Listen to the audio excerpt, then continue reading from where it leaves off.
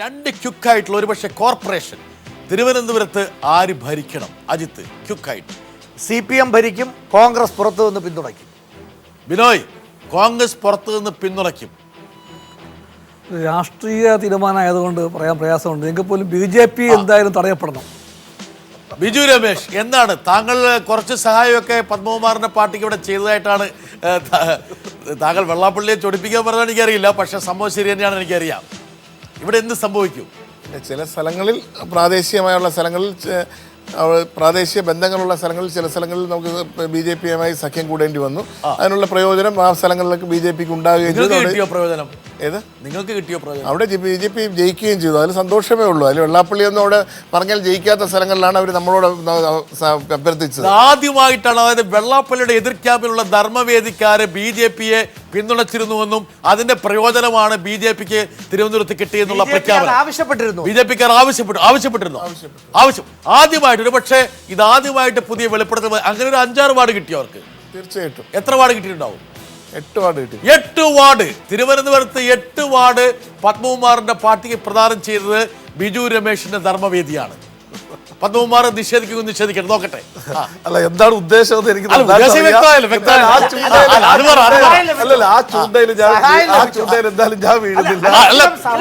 വളരെ പ്രധാനപ്പെട്ട ഒരു ചോദ്യമാണ്. എന്താണ് അതിന്റെ ഉദ്ദേശം എനിക്കറിയാം. എന്തായാലും ആ ചൂണ്ടയിൽ അല്ല, ചൂണ്ടയല്ല ഇത്. അതായത് നിങ്ങൾ സഹായം ചോദിച്ചു, വോട്ട് ചെയ്തു. 8 വാർഡുകൾ നിങ്ങൾക്ക് ജയിച്ചത്, 8 ഡിവിഷൻ കൊടുത്തവര് കൊടുത്തു, വാങ്ങി എന്ന് പറഞ്ഞതാണ്. ആ ചൂണ്ടയില് BJP കൊത്തിയാലും കൊത്തിയില്ലെങ്കിലും ഒരു കാല് പത്മകുമാർ, ഒരു കാല് BJP-യുടെ, ഒരു കാല് വെള്ളാപ്പള്ളിയുടെ വഞ്ചിക്കകത്ത്, അടുത്ത കാല് ഈ വഞ്ചിക്കകത്തും. അപ്പൊ എന്താ BJP സ്ഥിതി? ഞങ്ങളാരും പറഞ്ഞില്ലല്ലോ. എന്തായാലും ആ ചൂണ്ടയിൽ ഞാൻ വീഴുന്നില്ല. എന്റെ ചോദ്യം സ്പെസിഫിക് ആയിട്ട്, അതായത് താങ്കൾ അവരുടെ സപ്പോർട്ട് ചോദിച്ചു, ധർമ്മവേദിക്കാർ നിങ്ങളെ പിന്തുണച്ചു, അതിന്റെ ഫലമായിട്ട് 8 ഡിവിഷനുകളിൽ BJP ജയിച്ചു. അല്ലെങ്കിൽ 8 ഡിവിഷനുകൾ കുറവായിരുന്നു. 31 എന്നുള്ളത് ഒരു 25-ഓ 24-ഓ ഒക്കെ ആയി മാറുകയും. എന്താണ് കഴിഞ്ഞ കുറെ കാലമായിട്ട് ഇവിടെ ചർച്ച ചെയ്തത് എല്ലാവർക്കും അറിയാം. ഈ എന്തായാലും ഞാൻ പറയേണ്ടത്, ആദ്യമായിട്ടാണ് പരിഗണന ഞാൻ കാണുന്നത്. അതല്ലാതെ ഇപ്പൊ ധർമ്മവേദി ആയാലും SNDP ആയാലും BJP-യുമായി ബന്ധപ്പെട്ടുള്ള ഒരു ക്വസ്റ്റ്യൻ ആണ്. സ്വാഭാവികമായും അദ്ദേഹത്തിന് നേരിട്ട് പറഞ്ഞത് ആലപ്പുഴയിലും കോൺഗ്രസിന്റെ സ്ഥാനാർത്ഥിയെ ഈ ചൂണ്ടയിൽ ഞാൻ വീഴുന്നില്ല. ഇവിടെ ചൂണ്ട എവിടെ? അത് മാത്രം ഇത് ബിജു രമേശ്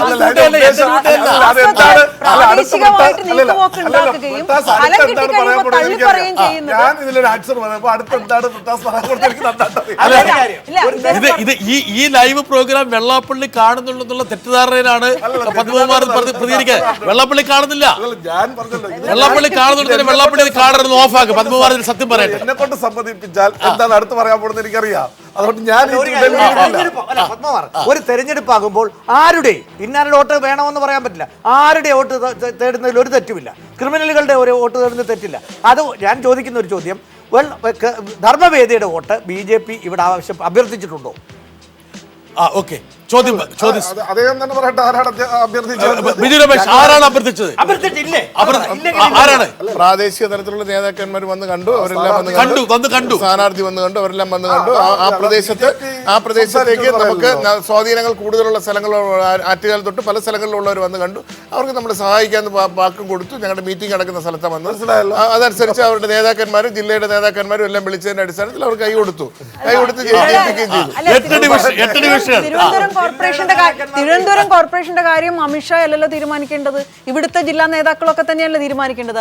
അവരെല്ലാം കൂടെ തീരുമാനിച്ചു തന്നെയാണ്. സത്യത്തില് യഥാർത്ഥം മനസ്സിലാക്കാതെ നമുക്കൊരു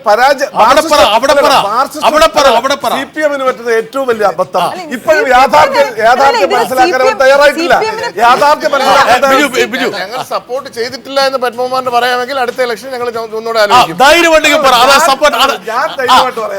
ഞാൻ എന്തായാലും തിരുവനന്തപുരത്ത് സജീവമായിട്ട് വർക്കിലുണ്ടായിരുന്നു. ഒരവസരത്തിൽ പോലും ബിജു രമേശിനോട് ഞാൻ സഹായം അഭ്യർത്ഥിച്ചിട്ടില്ല. അല്ല, അത് അദ്ദേഹം പറയട്ടെ. അല്ലെങ്കിൽ BJP അല്ല ധർമ്മവേദിയുടെ സഹായം നിങ്ങൾക്ക് കിട്ടി. അദ്ദേഹം പറഞ്ഞ കാര്യം മനസ്സിലായല്ലോ. സ്ഥാനാർത്ഥി പോയിട്ട് അപ്പൊ സ്ഥാനാർത്ഥി ധർമ്മവേദിക്കാരാണ് അല്ലെങ്കിൽ CPM അല്ലല്ല മുസ്ലിം ലീഗാണ്. ധർമ്മവേദിയുടെ സംസ്ഥാന തിരുവനന്തപുരം ജില്ലാ യൂണിയൻ ഭാരവാഹികളുടെ മീറ്റിംഗ് നടക്കുന്ന സ്ഥലത്തേക്കാണ് അവരെല്ലാരും കൂടെ വന്ന് വിളിച്ചുകൊണ്ട് വന്നത്. അവര് വന്ന് സംസാരിച്ചു. അതായത് BJPയുടെ മെയ്വഴക്കം സംഭവിക്കണം. ഒരേ സമയത്ത് വെള്ളാപ്പള്ളിയെയും ഒരേ സമയത്ത് വെള്ളാപ്പള്ളിയുടെ ശത്രു ബിജു രമേശിനെ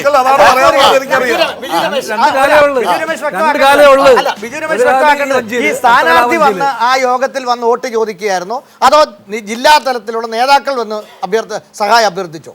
നേതാക്കളും ഉണ്ടായിരുന്നു, സ്ഥാനാർത്ഥിയും കൂടെ വിളിച്ചു. സ്ഥാനാർത്ഥിയെ വെളിയിൽ നിർത്തിയിരുന്നു. അവസാനം സ്ഥാനാർത്ഥിമാരെ അകത്തേക്ക് വിളിക്കാൻ പറഞ്ഞു.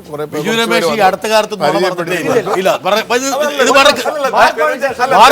തെരഞ്ഞെടുപ്പ് പ്രവർത്തനത്തിൽ ഏതെങ്കിലും ഒരു സ്ഥലത്ത് മീറ്റിംഗ് കുടിക്കൂടെ ഞാൻ നിങ്ങൾ ആവശ്യപ്പെടുവാണെങ്കിൽ നുണപരിശോധനയ്ക്ക് വിധേയമാക്കാൻ പാടില്ല. ആവശ്യമാണ് ഒരാവശ്യം. എന്തായാലും പത്മകുമാർ ആദ്യമായിട്ട് ഒന്ന് പരിങ്ങി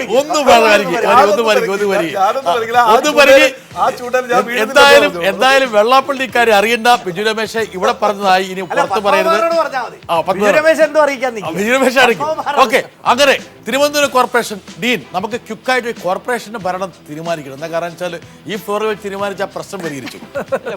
ഒരു കാരണവശാലും BJPയുമായി ഒരു സഖ്യത്തിന് കോൺഗ്രസ് ഉണ്ടാവില്ല. ഒരു കാരണവശാലും BJP പിന്തുണയ്ക്കില്ല. ഇല്ല 100%. അതിനകത്ത് ഇപ്പോൾ തന്നെ വ്യക്തതയുള്ള കാര്യമാണ്. ഇനി ബാക്കിയുള്ള കാര്യങ്ങൾ ഭരണവുമായി ബന്ധപ്പെട്ട് ബാക്കിയുള്ള കാര്യങ്ങൾ അത് പാർട്ടി നേതൃത്വമാണ് വ്യക്തമാക്കേണ്ടത്. അതായത് BJP പിന്തുണയ്ക്കില്ല, LDFനെ പിന്തുണയ്ക്കുന്നതില് അപാകതയില്ല. ഇപ്പൊ ഇതിനു മുമ്പും പല മുനിസിപ്പാലിറ്റികളിൽ പാലക്കാട് ഉൾപ്പെടെയുള്ള പല മുനിസിപ്പാലിറ്റികളിൽ ഉദാഹരണങ്ങളുണ്ട്. ഏതായാലും BJPയുമായി ഒരു സഖ്യത്തിൽ BJPയുമായി പിന്തുണയ്ക്കുന്ന എന്ത് സാഹചര്യത്തിൽ UDFന് പറ്റില്ല. അതൊരു രാഷ്ട്രീയ സാഹചര്യമാണ്. അത് എനിക്ക് തോന്നുന്നു ശ്രീ ഉമ്മൻചാണ്ടിയുടെ ഇപ്പോഴത്തെ രാഷ്ട്രീയ ദുർബലമായ രാഷ്ട്രീയം ഏത് സാഹചര്യത്തിലാണ് ഞങ്ങൾ ആഗ്രഹിക്കുന്നത് അതാണ്. ഞങ്ങൾ ആഗ്രഹിക്കുന്നത് LDFും UDFുമായി തിരുവനന്തപുരത്ത് എന്താ സംഭവിക്കാൻ പോകുന്നത്? താങ്കളുടെ പാർട്ടി ഇടതുപക്ഷം ഇവിടെ കോർപ്പറേഷൻ ഭരിക്കുമോ? ഇപ്പോ ഇടതുപക്ഷത്തിനാണ് കൂടുതൽ സീറ്റ് കിട്ടിയിട്ടുള്ളത്. അങ്ങനെ കൂടുതൽ സീറ്റ് കിട്ടിയ മുന്നണിയല്ലേ ഭരിക്കാനായിട്ട് അവർക്ക് അതിനല്ലേ അവകാശമുള്ളത്. അതുപോലെ തന്നെ ഇപ്പൊ ജാതി മത സ്വാധീനം ഉപയോഗിച്ചുകൊണ്ട് നടത്തിയ പ്രചരണത്തിനുള്ള ചെറുത്തുനിൽപ്പാണ് LDFന് കിട്ടിയിട്ടുള്ളത്. അതാണ് ഏതെല്ലാം ജാതി സ്വാധീനങ്ങളെ ഉപയോഗിക്കാമോ അതെല്ലാം ഉപയോഗിച്ചുകൊണ്ട് തന്നെയാണ്. ഇതൊന്നും നിഷേധിക്കാൻ പറ്റുന്ന കാര്യമല്ല. ഇന്ത്യൻ രാഷ്ട്രീയത്തിൽ തന്നെ മനസ്സിലാകാത്തൊരു കാര്യം,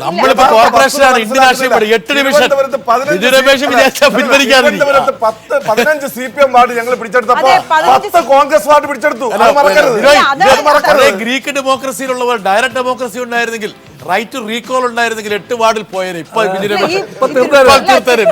തിരുവനന്തപുരം നഗരസഭയിലെ പലരും വന്ന് BJPയുടെ നേതാക്കന്മാർ വൈകിട്ട് നന്ദി പറയുന്നതിലേക്ക് ഉണ്ടാരാന്ന് പറഞ്ഞു. ഞാൻ പറഞ്ഞില്ല, ബ്രിട്ടാസ്റ്റി വിളിച്ചിരിക്കുന്ന പ്രോഗ്രാമാണ്, അതുകൊണ്ട് ഞാൻ പോകണം, നമുക്ക് തിങ്കളാഴ്ച കാണാന്ന് പറഞ്ഞിട്ട് നാളെ നേരത്തെ ചെയ്തതുപോലെ അവർ നന്ദി പറയാൻ വരുമ്പോൾ റെക്കോർഡ് ചെയ്യണം എന്ന കാരണം അത് വളരെ പ്രധാനമാണ്. ഇത് അടുത്ത ഡിസ്കഷനിൽ ഒരുപക്ഷെ ഏറ്റവും പ്രധാനപ്പെട്ട റെക്കോർഡ് പത്മകുമാർ ഇനി പോകുന്നവരോട് പറയണം. നഗരസഭ എന്ന് പറയുന്നത് 300-400 വോട്ട് അങ്ങോട്ടും ഇങ്ങോട്ടും മാറിക്കഴിഞ്ഞാൽ മാറുന്ന നിലയാണ്. അവിടെയാണ് ധർമ്മവേദി അടക്കമുള്ള ഒരുപക്ഷെ ഇവിടെ തിരുവനന്തപുരത്ത് സാഹചര്യം ഉണ്ടാവുക ബിജു ആയിരിക്കാൻ സാധ്യതയുണ്ട്, അല്ലെ അജിത്തെ? തീർച്ചയായിട്ടും ബിജു രമേശനാണ് കൂടുതൽ സ്വാധീനം ഉണ്ടാവുക. മാത്രം ബിജു തന്നെ വിചാരിച്ചാൽ തന്നെ ഒരു 2-3 വാർഡ് ഫലങ്ങൾ മാറ്റിമറിക്കാനുള്ള ശേഷി ബിജുവിന് തന്നെ ഉണ്ട്. പത്മകുമാർ ഇനിയെങ്കിലും താങ്കൾ അദ്ദേഹത്തിനെ ഡിസോൺ ചെയ്യരുത്. എന്താ കാരണം വെച്ചാല് ഇനി തെരഞ്ഞെടുപ്പ് വരണം. താങ്കളുടെ നിയമസഭയിലേക്ക് മത്സരിക്കുന്ന ആളാണ്. ബിജു രമേശിനെ പടക്കുന്നത് ബുദ്ധിയല്ല. ഞാൻ നിയമസഭയിലും പാർലമെന്റിൽ മത്സരിച്ചിട്ടുണ്ട്. അല്ല, പടക്കരുത്. നിങ്ങൾ അന്നത്തെ അവസ്ഥയല്ല. ബിജു രമേശിനെ നിങ്ങൾ നിഷേധിക്കാൻ പാടില്ല. ഒരു വോട്ടർ പാല പോലും സ്ഥാനാർത്ഥിയാകുമ്പോൾ മുസ്ലിം ലീഗ് ഞങ്ങളാരും പടക്കല്ല. അടുത്ത കോർപ്പറേഷൻ തൃശ്ശൂരിന്റെ കോർപ്പറേഷന്റെ വേണം നമുക്കൊന്ന് കാണിക്കാൻ. തൃശ്ശൂർ കോർപ്പറേഷൻ, തൃശ്ശൂര്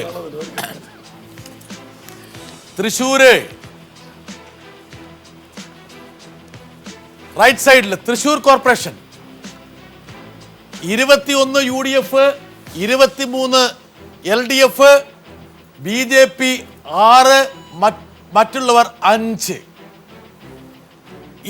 ഇതിൽ 2 അതേഴ്സ് ഞങ്ങളുടെ പരിശോധനയിൽ LDF സ്വതന്ത്രന്മാരാണ്. അപ്പോൾ അങ്ങനെ വരുമ്പോൾ 25-21 ഇവിടെ ആര് ഭരിക്കണം? ബിനോയ്, ഇവിടെ ആര് ഭരിക്കണം? LDF, undoubtedly LDF. ഇവിടെ ഒരു പ്രധാനപ്പെട്ട പ്രശ്നമുണ്ട്. 2 പേര് ഇപ്പുറത്താണെങ്കിലും 3 പേര് കോൺഗ്രസിലെ വിമതന്മാരാണ്. ഒരു LDF വിമതനും 2 കോൺഗ്രസ് വിമതരും, അങ്ങനെയാണ് ബാക്കിയുള്ള 3. അപ്പൊ LDF വിമതൻ ഇങ്ങോട്ട് വന്നാൽ 25-26 ആകാം. അത് വരുമെന്ന് എനിക്കറിയില്ല, ബിനോയ് തീരുമാനിക്കണം. വളരെ പ്രധാനപ്പെട്ടത് ഈ തെരഞ്ഞെടുപ്പിന്റെ തലേന്നും ആവർത്തിച്ച് VS സുധീരൻ ഒരു കാര്യം പറഞ്ഞു. പാർട്ടിക്കെതിരെ മത്സരിക്കുന്നവർ ആയുഷ്കാലത്തേക്ക് പുറത്ത്. രമേശും പറഞ്ഞു. ഇനി ഇവരെ എന്റർടൈൻ ചെയ്യാൻ പറ്റുമോ? നമുക്ക് ഇത് വളരെ ക്രൂഷ്യൽ ആയിട്ടൊരു സ്റ്റേറ്റ്മെന്റ്. വരട്ടെ. അല്ല, പാർട്ടിക്കെതിരെ മത്സരിച്ച് വിമതന്മാരായി വിജയിച്ചിട്ടുള്ള ആളുകളെ സഹകരിപ്പിക്കില്ല എന്ന് നേരത്തെ പറഞ്ഞിട്ടുള്ളതാണ്. പക്ഷേ ഈ ഒരു വോട്ടിംഗ് കാര്യങ്ങളിലേക്ക് വരുമ്പോൾ അവർ പിന്തുണയ്ക്കുമ്പോൾ എന്തായിരിക്കും നിലപാട് എന്നതിനെ സംബന്ധിച്ചൊക്കെ മറ്റു തലത്തിലാണ് ചർച്ച ചെയ്യുന്നത്.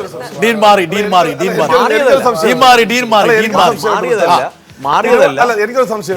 തിരുവനന്തപുരത്ത് LDF UDF യോജിച്ച് ഭരിക്കാക്കി പിന്നെ അവിടെ എന്താ ഭരിക്കാൻ മടി?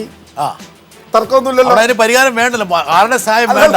അല്ല, അവിടെ അതേഴ്സ് തീരുമാനിച്ചാൽ മതി. പത്മകുമാർ, അതേഴ്സ് വേണ്ട, അതേഴ്സിനൊക്കെ വിടുക. തിരുവനന്തപുരത്ത് LDF പരസ്പരം മത്സരിക്കാക്കി തൃശ്ശൂർ മത്സരിക്കും. അതായത് യഥാർത്ഥത്തിൽ കോർപ്പറേഷൻ 5-1 യഥാർത്ഥ കോർപ്പറേഷൻ, 4-2 5-1. ഇനി എന്താ കാരണം എന്ന് വെച്ചാല് തൃശ്ശൂർ കോർപ്പറേഷൻ ഇതിനകത്ത് UDF ഇനിയിപ്പോൾ അതേഴ്സിന്റെ പിന്തുണ UDF ഉണ്ടെങ്കിലും ഭരിക്കാനുള്ള സാധ്യത വളരെ വിരളമാണ്. അതെ, 21-5 26 അല്ല, അത് 3 21-3. അപ്പോൾ കോൺഗ്രസിന് യാതൊരു സാധ്യതയില്ല. സാധ്യത കുറവാണല്ലോ. സാധ്യത കുറവാണ്. നമുക്ക് ഇവിടെ ക്യുക്കായിട്ട് അല്ല, ഒരു സീറ്റിലായാലും LDF-നാണ് മുൻതൂക്കം. അവിടെ ഒരുമിച്ച് അവിടെ ഒരുമിച്ച് ഭരിക്കുന്നില്ലെന്നാണ്. ഒരു സീറ്റ് ഭൂരിപക്ഷത്തിലാണ് തിരുവനന്തപുരം ഭരിച്ചത്. അതുകൊണ്ട് ഒരു സീറ്റ് മൊയ്തീന്റെ നമുക്ക് തൃശ്ശൂരിന്റെ ഒരുപക്ഷെ CPM സെക്രട്ടറി എന്താ പറയുന്നത് നമുക്ക് നോക്കാം. വളരെ എനിക്ക് നമ്മൾ ഈ ഒരു സീറോ ഡൗൺ ചെയ്യേണ്ട ഒരു കാര്യമുണ്ട്. AC മൊയ്തീൻ, തൃശൂർ കോർപ്പറേഷനിൽ UDF കഴിഞ്ഞ 2010 തെരഞ്ഞെടുപ്പിൽ മൃഗീയ ഭൂരിപക്ഷം ഉണ്ടായിരുന്ന മാധ്യമങ്ങളാകെ തൃശൂർ കോർപ്പറേഷനിൽ UDF ഭരണമായിരിക്കുമെന്ന് പ്രഖ്യാപിക്കുകയും വിധി എഴുതുകയും ചെയ്തതാണ്. അവിടെയാണ് ഇടതുപക്ഷ ജനാധിപത്യ മുന്നണി മിന്നുന്ന വിജയം കരസ്ഥമാക്കിയത്. 25 സീറ്റിൽ ഇടതുപക്ഷ ജനാധിപത്യ 55-ൽ 25 സീറ്റിൽ ഇടതുപക്ഷ ജനാധിപത്യ മുന്നണി വിജയിച്ചിട്ടുണ്ട്. സ്വാഭാവികമായും 55 സീറ്റിൽ UDF അതിനേക്കാൾ വളരെ താഴെയാണ്, 21 സീറ്റിലാണുള്ളത്. അപ്പോ ഇത്തരമൊരു സാഹചര്യത്തിൽ ഏറ്റവും വലിയ ഒറ്റകക്ഷി എന്നുള്ള നിലയ്ക്ക് ഇടതുപക്ഷ ജനാധിപത്യ മുന്നണി ഈ തെരഞ്ഞെടുപ്പിൽ മേയർ സ്ഥാനത്തേക്കും മറ്റ് ഔദ്യോഗിക സ്ഥാനത്തേക്കും മത്സരിക്കും എന്നുള്ള കാര്യത്തിന് തർക്കമില്ല. ഞങ്ങൾ വെക്കുന്ന ബദൽ നിർദ്ദേശങ്ങളോട് യോജിപ്പുള്ള ഇടതുപക്ഷ ജനാധിപത്യ മുന്നണി ഒരു മാനിഫെസ്റ്റോ പരസ്യമായി ജനങ്ങളുടെ അഭിപ്രായ പ്രകാരം ഉണ്ടാക്കിയിട്ടുണ്ട്. ആ മാനിഫെസ്റ്റോയുടെ അടിസ്ഥാനത്തിൽ ജനപക്ഷ വികസനത്തിന് വേണ്ടിയാണ് ഇടതുപക്ഷ ജനാധിപത്യ മുന്നണി നിൽക്കുന്നത്. ഈ രാജ്യത്തെ പ്രശ്നങ്ങൾ കൈകാര്യം ചെയ്യുന്നതിലും വർഗീയതയ്ക്കെതിരായ നിലപാട് സ്വീകരിക്കുന്നതിലും ഇടതുപക്ഷ ജനാധിപത്യ മുന്നണിക്ക് വ്യത്യസ്തമായ സമീപനമുണ്ട്. കോൺഗ്രസിൽ നിന്ന് UDF നിന്ന് വ്യത്യസ്തമായി BJPയുടെ വർഗീയതയെ ചെറുക്കാൻ വേണ്ടിയുള്ള നിലപാട് സ്വീകരിക്കുന്ന ഇടതുപക്ഷ ജനാധിപത്യ മുന്നണിയാണ്. ഇടതുപക്ഷ ജനാധിപത്യ മുന്നണിയുടെ ഈ രാഷ്ട്രീയ നിലപാടുകളും അതുപോലെ തന്നെ വികസന അജണ്ടയും അതാണ് ശരി എന്ന് കരുതുന്ന സ്വതന്ത്രന്മാരുൾപ്പെടെയുള്ള ആരുമായും, അത് വർഗീയ കക്ഷികൾ ഒഴികെ, BJP ഒഴികെയുള്ള, കോൺഗ്രസ് ഒഴികെയുള്ള ആളുകൾ ഇടതുപക്ഷ ജനാധിപത്യ മുന്നണിയുടെ ഈ പരിപാടിയോട് ആഭിമുഖ്യം പുലർത്തുന്നുണ്ടെങ്കിൽ അവരുടെ പിന്തുണ സ്വീകരിക്കാൻ ഇടതുപക്ഷ ജനാധിപത്യ മുന്നണിക്ക് ബുദ്ധിമുട്ടുണ്ടാവില്ല. വളരെ വ്യക്തമായി. ഓക്കെ, അജിത്ത് ഫോർമലായിട്ട് പറഞ്ഞിരിക്കുന്നു. സ്വതന്ത്രന്മാരെ കിട്ടും. അപ്പൊ ഡെപ്യൂട്ടി മേയറോ അതുപോലെ സ്ഥാനങ്ങൾ കൊടുത്ത സ്വതന്ത്രമാരെ കിട്ടും. LDF-ന് സാധ്യത എത്ര കൃത്യമായിട്ട് ബിനോയ് ഈ അജിത്തിനെ ഒന്ന് ഹയർ ചെയ്യും കുറച്ച് ദിവസത്തേക്ക്. അതാ കാരണം വെച്ചാൽ കൃത്യമായിട്ട് ഇത് കാര്യം പറഞ്ഞു തരും. പത്മകുമാറെ, ഇവിടെ നിങ്ങളിനി ഇവിടെ എന്തെങ്കിലും തരത്തിൽ സ്റ്റാൻഡിംഗ് കമ്മിറ്റി അങ്ങനെയുള്ള പദവികളൊക്കെ വാങ്ങുകയാണെങ്കിൽ അതിൽ 1-2 ബിജു രമേശിന്റെ പാർട്ടിക്കാർക്ക് കൊടുക്കണം. അല്ലെങ്കിൽ അദ്ദേഹം പിന്തുണച്ച് ജയിച്ച 8 പേരിൽ 1-2 പേരെ പരിഗണിക്കണം. എന്റെ ഒരു അഭ്യർത്ഥനയാണ്. ഇവിടെ അല്ല, കേരളത്തിൽ മൊത്തം ഞങ്ങൾ ഒരു രാഷ്ട്രീയ നിലപാടേ എടുക്കൂ. ഇത് ഈ പറഞ്ഞതുപോലെ തിരുവനന്തപുരത്ത് ഒരു ലൈനും തൃശ്ശൂർ വേറൊരു ലൈനും എടുക്കൂല. തീർച്ചയായിട്ടും അത് നിങ്ങൾ DCC പ്രസിഡന്റ് പറഞ്ഞത് തിരുവനന്തപുരത്ത് ആരെയും കോൺഗ്രസ് സപ്പോർട്ട് ചെയ്യില്ലതാണ് വളരെ വ്യക്തമായിട്ട് ആരെയും സപ്പോർട്ട് ചെയ്യില്ലെന്ന് പറഞ്ഞു. ഇനി അടുത്ത് പ്രധാനപ്പെട്ട അടുത്ത കോർപ്പറേഷൻ കണ്ണൂര്. അത്ഭുതമാണ്, കണ്ണൂർ കോർപ്പറേഷനിൽ ഒരു കാരണവശാലും UDF തോൽക്കേണ്ട കോർപ്പറേഷനല്ല. എനിക്ക് നന്നായിട്ട് അറിയാവുന്ന കോർപ്പറേഷനാണ്. ആ കോർപ്പറേഷൻ രൂപീകരിച്ചത് തന്നെ UDFന് വേണ്ടിയിട്ടാണ്. UDFിന്റെ മൃഗീയ ഭൂരിപക്ഷമുള്ള മുനിസിപ്പാലിറ്റിയോട് കൂടിയിട്ട് 5 പഞ്ചായത്തുകൾ ചേർത്തു.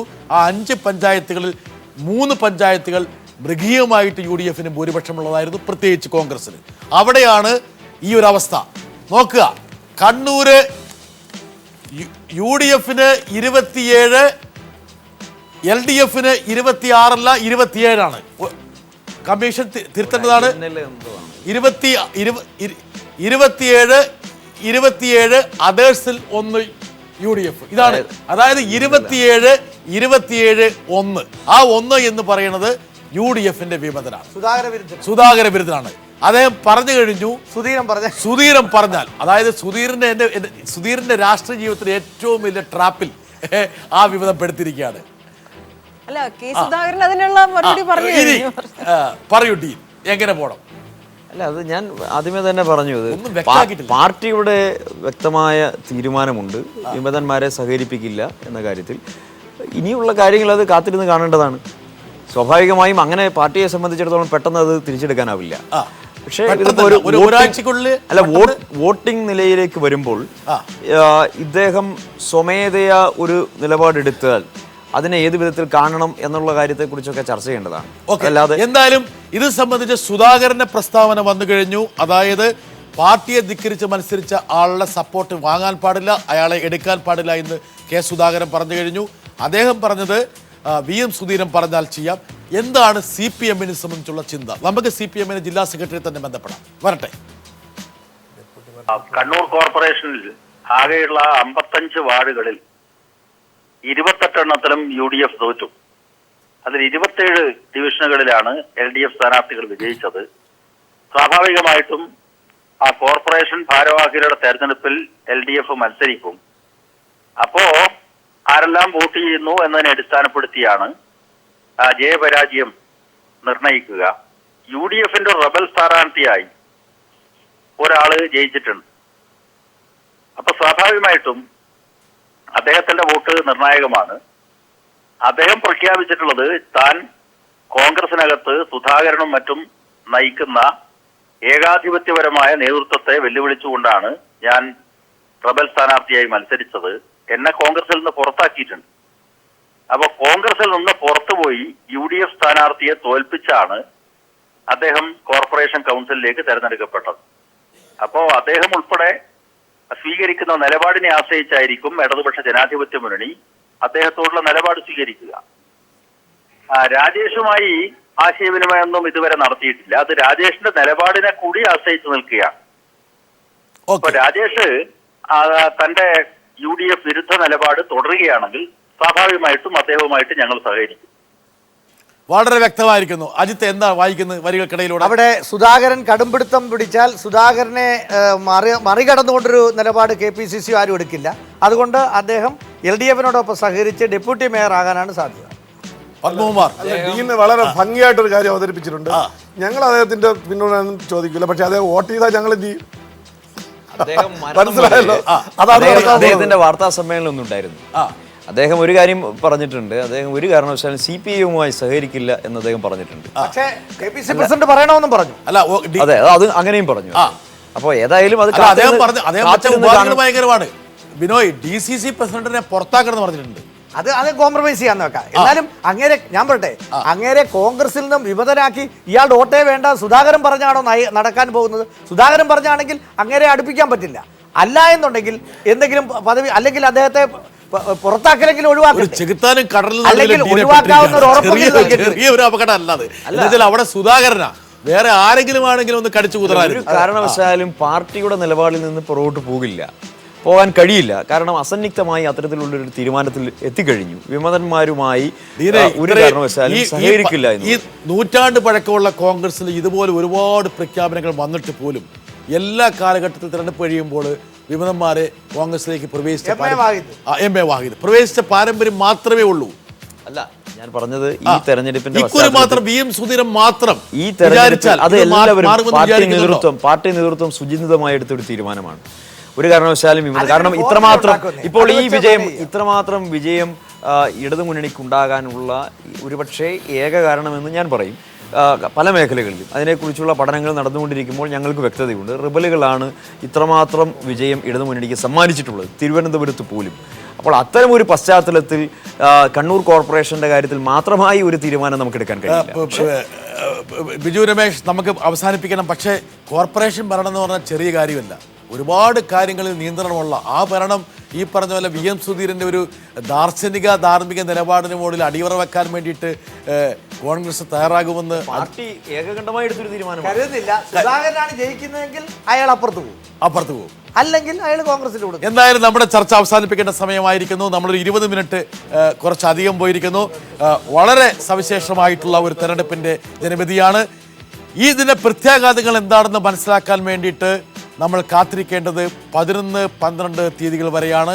അന്നാണ് KPCCയുടെ നിർവാഹക സമിതി എക്സിക്യൂട്ടീവ് യോഗം നടക്കാൻ പോകുന്നത്. അതിനുശേഷം ഒരുപക്ഷെ കേരള രാഷ്ട്രീയത്തിൽ ഒരുപാട് ഉൾപ്പിരിവുകൾ സംഭവിച്ചേക്കാം. സഖ്യകക്ഷികൾ എങ്ങനെ ആടുമോ, എങ്ങോട്ട് പോകും, അതുപോലെ ലീഗും കേരള കോൺഗ്രസും നിലപാട് എന്തായിരിക്കും, അതുപോലെ കോൺഗ്രസ് നേതാക്കളുടെ പ്രസ്താവനകൾ സൃഷ്ടിക്കുന്ന രാഷ്ട്രീയ മാറ്റത്തെക്കുറിച്ചുള്ള സൂചനകൾ എന്തൊക്കെയാണ്, ഇതൊക്കെയാണ് വരും ദിവസങ്ങളിൽ ചർച്ച ചെയ്യാൻ പോകുന്നത്. ഇത്രയും നേരം ഈ പരിപാടി കണ്ട പ്രേക്ഷകർക്ക് നന്ദി. അതോടൊപ്പം ഞങ്ങളോട് സഹകരിച്ച ബിജു രമേശ്, ബിനോയ് വിശ്വം, അജിത്ത്, പത്മകുമാർ, 8 വാർഡിൻ്റെ കാര്യം പിന്നീട് പറയണം, ശ്രീ TN സീമ, ഡീൻ കുര്യാക്കോസ്, ഇവർക്കും കൂടി നന്ദി പറഞ്ഞുകൊണ്ട് ഈ പരിപാടി അവസാനിപ്പിക്കുന്നു. ഇനി ഞങ്ങൾ തുടർന്നും ഇത് സംബന്ധിച്ചുള്ള വിവരങ്ങൾ നൽകുന്നതാണ്. അതുവരെ നന്ദി, നമസ്കാരം.